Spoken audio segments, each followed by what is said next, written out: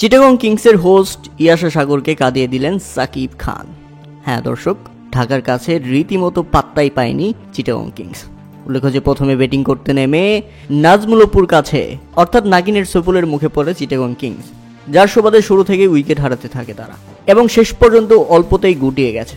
নির্ধারিত 20 ওভারে 6 উইকেট হারিয়ে 148 রানের লক্ষ্য দাঁড় করাতে পারে। এদিন বলার মতো ইনিংস কেউই খেলতে পারেনি। আর জবাবে ব্যাটিং করতে নেমে ঢাকা ক্যাপিটালসের উড়ন্ত শুরু। দুর্দান্ত ব্যাটিং করতে থাকেন লিটন কুমার দাস এবং তানজিদ হাসান তামিম। তবে একটা পর্যায়ে দলীয় 75 রানের মধ্যে লিটন কুমার দাস ফিরলে প্রথম উইকেট হারায় ঢাকা ক্যাপিটালস। 28 বলে 25 রান আসে এই ব্যাটারের ব্যাট থেকে।